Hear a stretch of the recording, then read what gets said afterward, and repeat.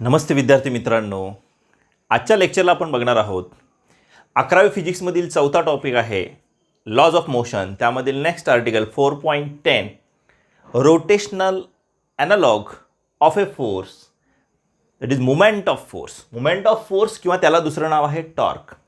या अगोदर पण आपण पहिल्या टॉपिकमध्ये बघितलेलं आहे युनिट्स अँड मेजर्समेंटमध्ये मुमेंट ऑफ फोर्स, टॉर्क असू द्या, यांचं जे काय किंवा याला संलग्नित दुसऱ्या ज्या फिजिकल क्वांटिटी आहेत त्यांचं डायमेन्शनच्या स्वरूपात आपण पाहिलेलं होतं. जस्ट ओव्हरलुक केलं. इन डिटेल आपण या पॉईंटमध्ये बघणार आहोत काय मुमेंट ऑफ फोर्स आहे, काय टॉर्क आहे. तर हे बघण्यापूर्वी एक जस्ट साधं उदाहरण मी तुमच्या पुढं सांगणार आहे. नेहमी दैनंदिन जीवन जगत असताना आपल्याला त्याला सामोरं जावं लागतं. जनरली बघा, आपल्या घराचा दरवाजा असू द्या किंवा शाळेमधील असलेला जो काय तुमच्या वर्गाचा दरवाजा असेल, त्या दरवाजावरती आपण फोर्स लावत असताना तुम्ही हे ऑब्झर्व केलं आहे का बघा, की आपण जे फोर्स लावतो, आपण जिथं हात लावतो किंवा आपल्याला जिथं दरवाजा, तुमचा जो घराचा दरवाजा असेल, आता हे लेक्चर झाल्यानंतरसुद्धा तुम्ही बघू शकता, तो दरवाजाचा जो हँडल आहे, तो हँडल त्या दरवाजाच्या कोणत्या बाजूला आहे. म्हणजे जिथं ॲक्सिस ऑफ रोटेशन आहे त्या दरवाजाचा, म्हणजे त्याला हिंजेस म्हणूया, त्याला आपण बिजागिरी म्हणूया, त्या बिजागिरीच्या जवळ हँडल आहे का बिजागिरीपासून दूर आहे, हे तुम्ही ऑब्झर्व करा. आणि आपण ज्यावेळेस फोर्स लावतो त्यावेळेस जनरली समजा हँडल नसेल तर आपण फोर्स लावत असताना त्या बिजागिरीच्या जवळ फोर्स लावतो का बिजागिरीपासून दूर आपण फोर्स लावतो, एका कडेला फोर्स लावतो. हे ऑब्झर्व तुम्ही केलं असेल किंवा यानंतरही करा. तर साधारणतः आपण हे जाणवलेलं आहे, जर आपण त्या बिजागिरीच्या जवळ जर आपण फोर्स लावला तर आपल्याला खूप फोर्स लावावा लागणार आहे. आणि तो जो फोर्स आहे तो फोर्स आपल्याला निश्चितच परपॅन्डिक्युलर त्यावरती फोर्स लावावा लागणार आहे. जी काय लाईन ऑफ ॲक्शन आपण म्हणूया ती परपॅन्डिक्युलर लावावी लागेल. आणि दुसरी महत्त्वाची गोष्ट, त्या बिजागिरीपासून दूर आपल्याला फोर्स लावावा लागेल, तर आणि तरच तो दरवाजा व्यवस्थित उघडणार आहे. ओके. मग ह्या छोट्या छोट्या गोष्टी आहेत, त्याचाच वापर आपल्या फिजिक्समध्ये आपण इथं करतो आहे.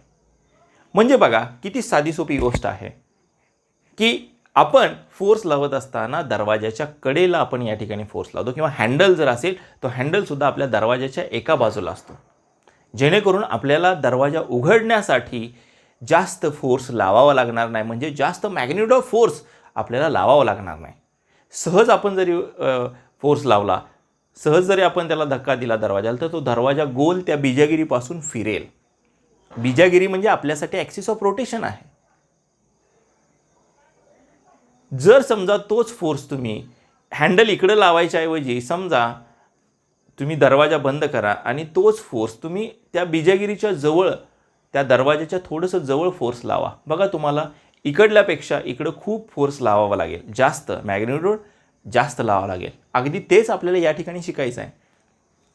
थोडक्यात काय बघा, फोर्स लावावा लागणारा जो काय आहे तो निश्चितच परपॅन्डिक्युलर लावावा लागेल. समजा आपल्याला सांगता येईल, बघा समजा हा दरवाजा आहे, ओके, आणि ही बिजागिरी आहे, ओके. ही बिजागिरी असेल तर या पद्धतीनं असंच काय होणार आहे, दरवाजा उघडतोय. लक्षात घ्या, समजा फोर्स आपण इथं लावला, असा हा फोर्स आपल्याला लावायचा, तो कसा परपॅन्डिक्युलर लावायचा आहे. परपॅन्डिक्युलर लावला तर अशा पद्धतीनं दरवाजा उघडणार आहे. आणि ओके, अशा पद्धतीनं. मग जर समजा हा पेन म्हणजे फोर्स आहे, लक्षात घ्या, ओके, तुम्हाला असं दिसेल, ओके, हा फोर्स, हा दरवाजा आहे. आता 2 डायमेन्शनलमध्ये इथं या ठिकाणी तुम्हाला फक्त आता हे पुस्तक जे आहे मी फोर्स दाखवतो आहे, ओके, ह्या पेनच्या साहाय्यानं फोर्स लावतो आहे.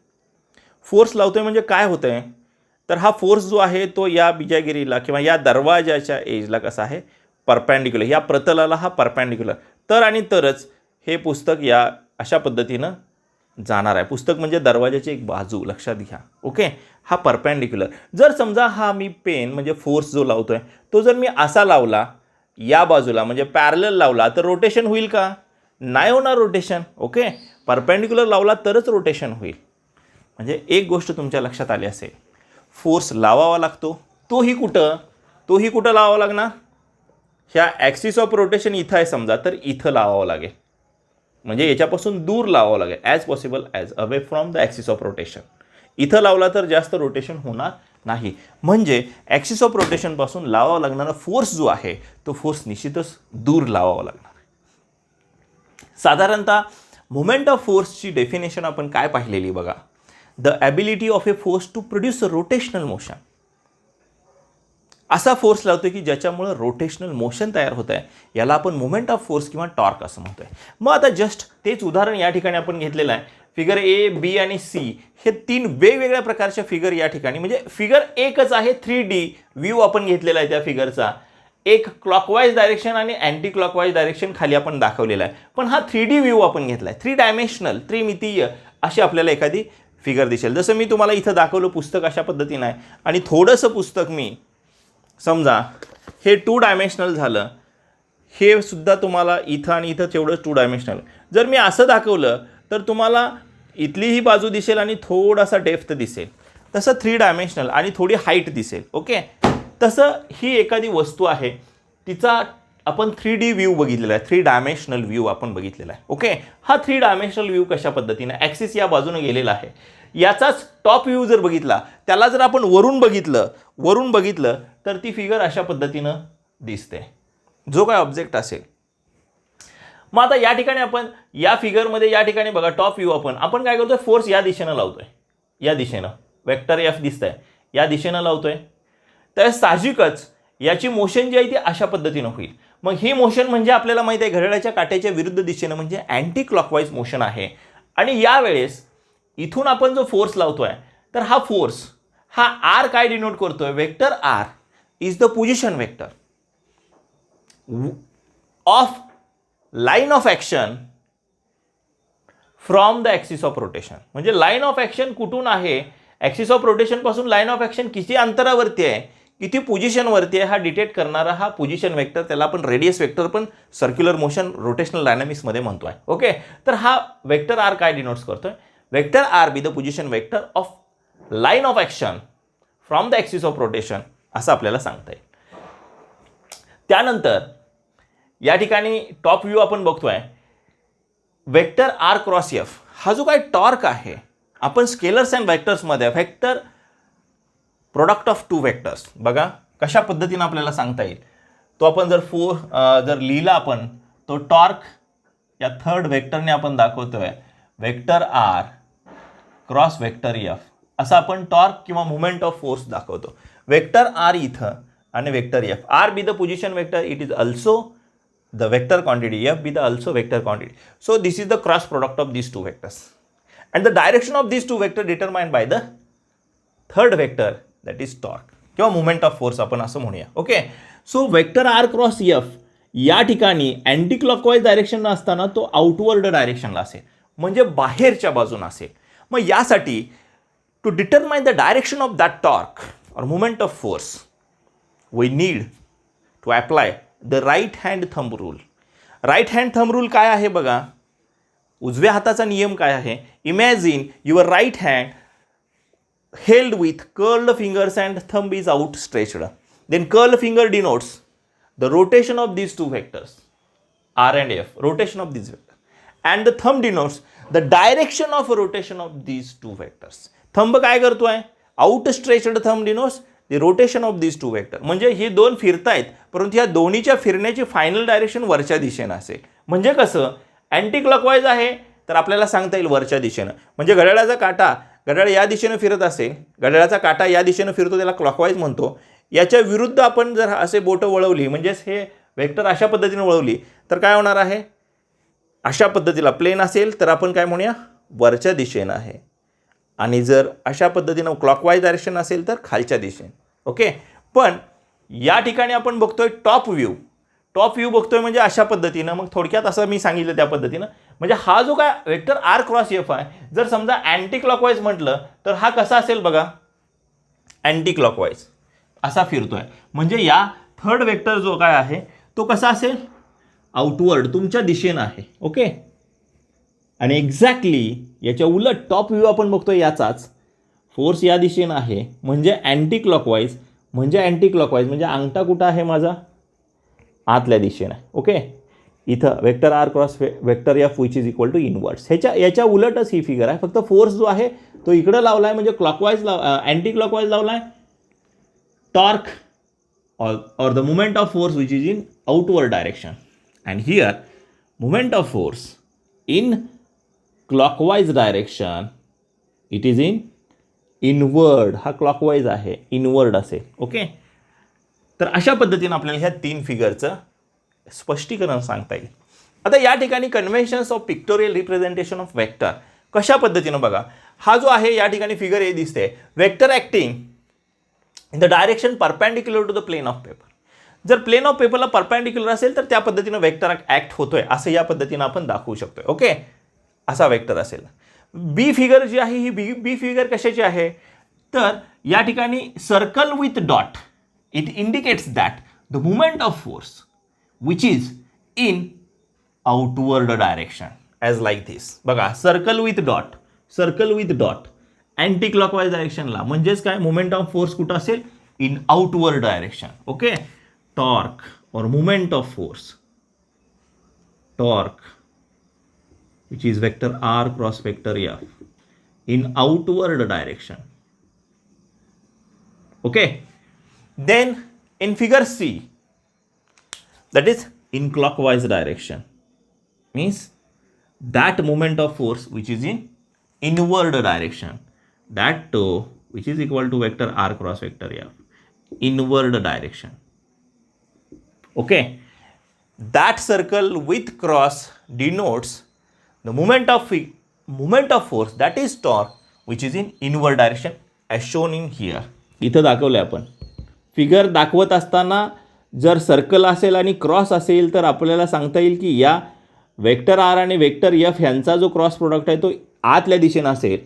जर सर्कल आणि डॉट असेल आणि त्यांचा आपल्याला सांगता येईल यांची डायरेक्शन म्हणजे third vector moment of force किंवा वेक्टर आर क्रॉस एफ हे कशा पद्धतीनं असेल, आउटवर्ड डायरेक्शनला असेल. आणि लास्ट डी जो आहे, that vector which perpendicular to the plane. Vector कसा असेल या अशा वेळेस, परपेंडिक्युलर टू द प्लेन असेल त्यावेळेस आपल्याला अशा पद्धतीनं दाखवता येईल. ओके, मग आता आपण या ठिकाणी इथं आउटवर्ड डायरेक्शननं जे या ठिकाणी आहे याचं एक्सप्लेन आपण या बघूया कशा पद्धतीनं करता येईल. बघा, आता ज्यावेळेस हा जो काय एखादी वस्तू गोल फिरते आणि अँटी क्लॉकवाईज डायरेक्शन आहे आणि तुमच्याकडे यायला लागलेली आहे. ओके, तर तुम्हाला फक्त काय दिसणार आहे, मला माझ्या अंगठ्याचं काय दिसणार आहे, टोक, ॲज लाईक डॉट. ओके, फक्त तुमच्याकडे काय दिसणार आहे, डॉट दिसेल. म्हणून अँटी क्लॉकवाईज डायरेक्शनला व्हेन वी सी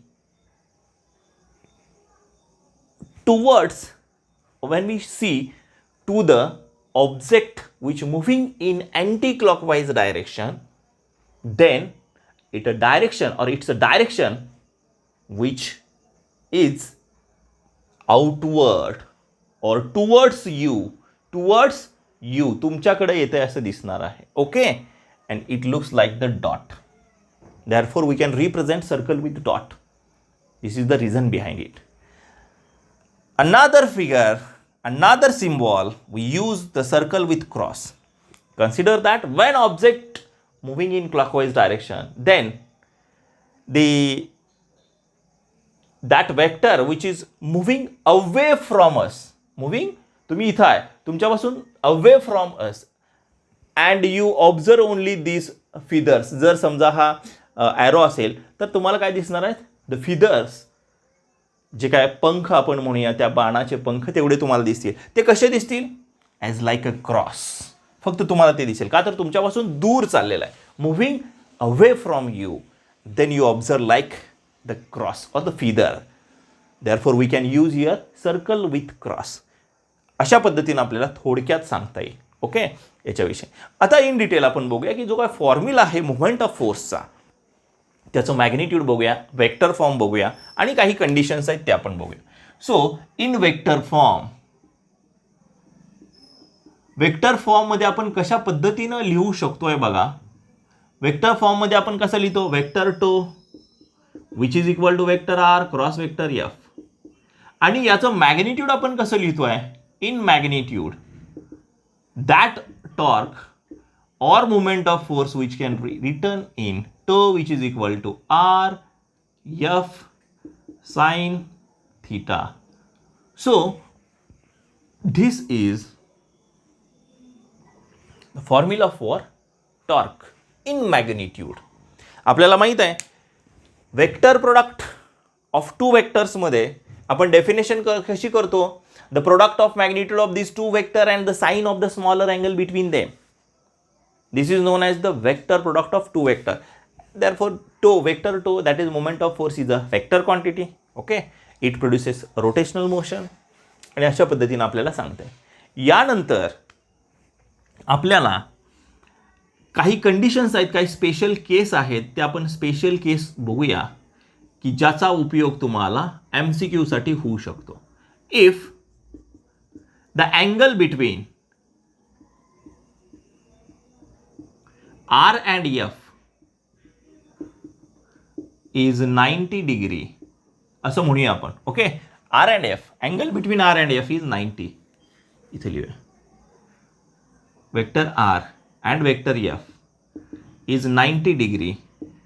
Then कसा येईल हा formula, vector tau which is equal to tau which is equal to RF into sine 90. So sine 90 ची व्हॅल्यू आपल्याला माहित आहे किती, 1. Therefore toe which is equal to R into F means here the force, here the value of moment of force is large. साहजिकच आपल्याला सांगता येईल जर अँगल 90 अंशाचा असेल तर म्हणजे R आणि F मध्ये, म्हणजे मी तुम्हाला आत्ता जे अगोदर उदाहरण सांगितलेलं, जर हे पुस्तक ॲज अ हे बुक आहे लक्षात घ्या आणि यांच्यामधला जो अँगल आहे समजा हा मी फोर्स लावतो आहे, हा फोर्स, ओके, हा फोर्स लावतो आहे आणि हे R आहे, यांच्यामधला अँगल 90 असेल तर साहजिकच काय होणार आहे, रोटेशनल होणार आहे. म्हणजे इथं रोटेशनल मोशन आपल्याला सांगता येईल इथं घडू शकतं 90 असेल तर. Okay, he's year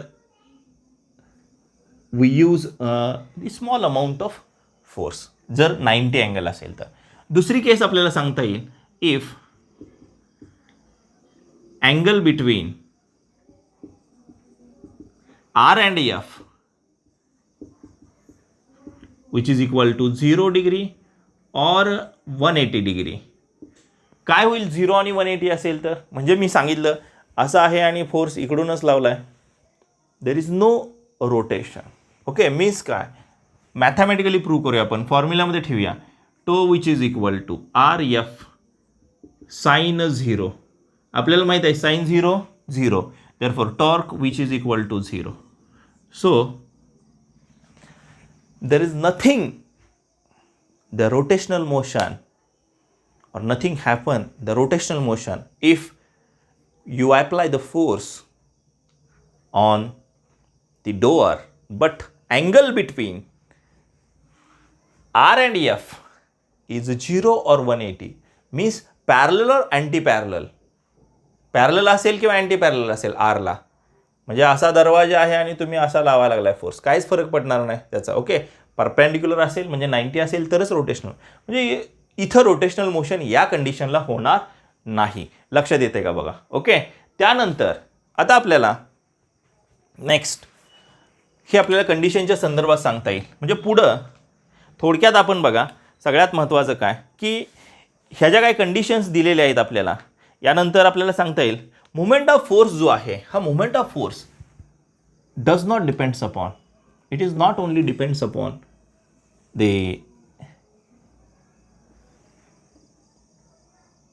magnitude of force. Magnitude of फोर्सवरती डिपेंड नसून फक्त मॅग्निट्यूड ऑफ फोर्सवरती डिपेंड नाही तर तो कशावरती डिपेंड आहे, it depends upon on which point it acts from the axis of rotation. म्हणजे ॲक्सिस ऑफ रोटेशनपासून कोणत्या पॉईंटला तो ॲक्ट केला आहे त्यावरतीही मोमेंट ऑफ फोर्स डिपेंड आहे, फक्त त्याच्या मॅग्निट्यूडवरती नाही, जोरात फोर्स लावला असं नाही. ॲक्सिस ऑफ रोटेशन आणि लाईन ऑफ ॲक्शन यामधला अंतर किती आहे यावरती डिपेंड आहे मोमेंट ऑफ फोर्स. लक्षात घ्या, खूप महत्त्वाचं आहे.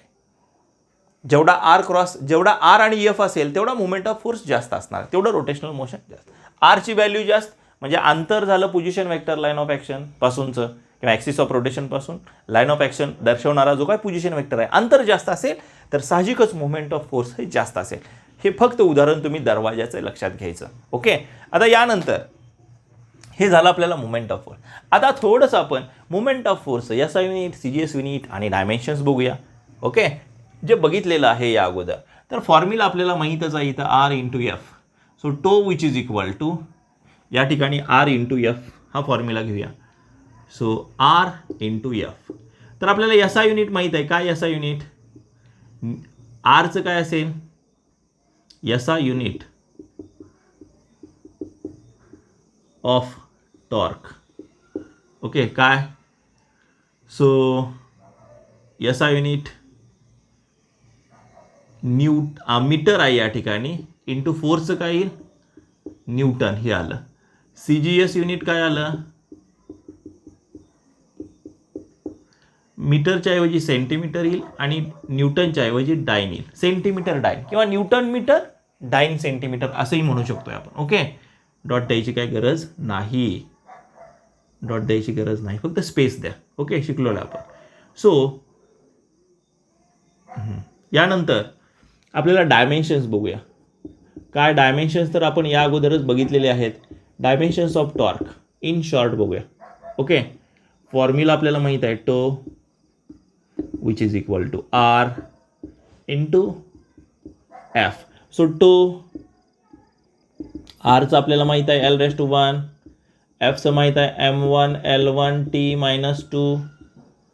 सो L1 हे फक्त एलच्या घातांकामध्ये बदल होणार आहे. So torque, the dimensions of torque which is equal to M⁻⁴, L⁻⁴ and 1 becomes L⁻² and T⁻². So this is the dimensions of or dimensional formula for torque. So in detail, in brief, more about or full concept of moment of force किंवा torque आपण पाहिलेला आहे. In detail कशा पद्धतीनं act होतो, त्याचं example काय दैनंदिन जीवनामधलं, त्याचे सिम्बॉल्स कशा पद्धतीनं, सिम्बॉल्स असे असतील तर ते काय, हे सगळं तुम्हाला इन डिटेल त्या पद्धतीनं त्याचा फॉर्म्युला, त्याचं SI युनिट, त्याचा फॅक्टर फॉर्म, त्याचं मॅग्निट्यूड, वेगवेगळ्या आपण केसेस बघितल्या, डिफरंट केसेस, अँगल जर R आणि Fमध्ये 90 असेल, 0 असेल, 180 असेल, कशा पद्धतीनं व्हॅल्यू आपल्याला मिळेल आणि प्रत्यक्षात त्या व्हॅल्यूसुद्धा आपल्याला जाणवतात किंवा आपण पाहतो, आपण अनुभवतो. ओके, हे सुद्धा बघितलं. SI युनिट, CGS युनिट आणि डायमेन्शनसुद्धा बघितलं इन डिटेल. ओके, जर तुम्हाला हा व्हिडिओ यामधील प्रत्येक पॉईंट जर तुम्हाला समजला असेल तर लाईक करा, तुमच्या मित्रांना शेअर करा आणि अजूनपर्यंत तुम्ही देवेन सर फिजिक्स गुरु हा यूट्यूब चॅनल जर सबस्क्राईब केला नसेल सबस्क्राईब करा. शेजारची बेल आयकन दाबा म्हणजे आमच्या व्हिडिओच्या सर्व सूचना सर्वात अगोदर तुमच्यापर्यंत पोहोचतील. भेटूया, तोपर्यंत धन्यवाद.